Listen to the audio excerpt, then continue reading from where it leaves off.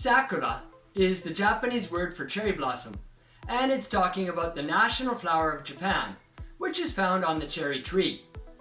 I'm going to talk about the origin, the meaning, and the fun side of these Sakura blossoms today. Introduction. Hi, and welcome to the Les Bears podcast for extensive English listening. This is episode 308, and naturally, it's about the cherry blossom in Japan, which is called Sakura. At the end of the video, there is a list of some of the main words that come up here, so you can refer to them and extend your vocabulary through extensive English listening. Origins. Depending on who you talk to, or what source you're reading, the origin of the cherry tree, as a symbolic important thing in Japan, comes from the Heian period, which is about 1,000 years ago. But another source that I found talks about it originating in the Nara period, which is about 1,300 years ago. This means that Japan has used the flower on the cherry tree as a symbol for a long time. It became particularly strong in the Heian period. While in the beginning it was the custom of viewing the cherry blossoms, which is called hanami in Japanese, that was only for the elite of the imperial court. It began to spread out from there. Next to adopt the custom were the samurai. And then after that, the custom moved into the common people as well. So by the end of the Edo, most people in Japan enjoyed doing hanami, which means enjoying the cherry blossoms in one way or another. Meaning, in the beginning, the festival was a way to worship the gods inside the trees. These are kami in Japanese. One belief goes that the word sakura can be broken into sa and kura, and the sa was referring to a god. So people were worshiping the gods when they went to visit the blooming cherries.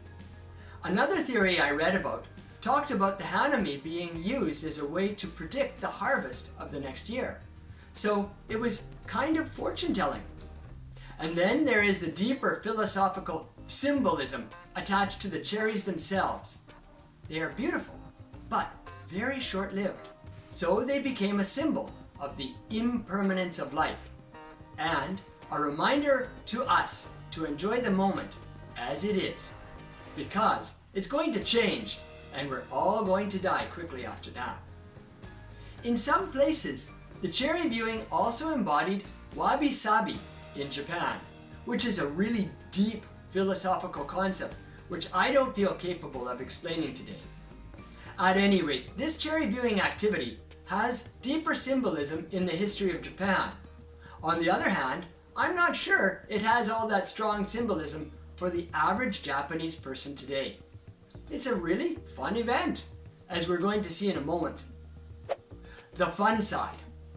Today's cherry viewing activities largely include people going out in the afternoon to have a picnic underneath the cherry trees.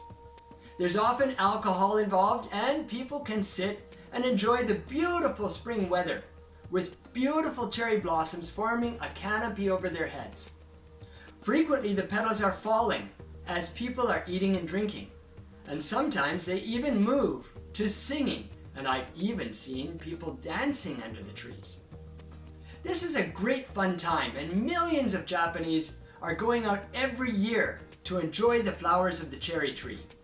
You have to be quick though, because the flowers are usually in bloom for only a few days.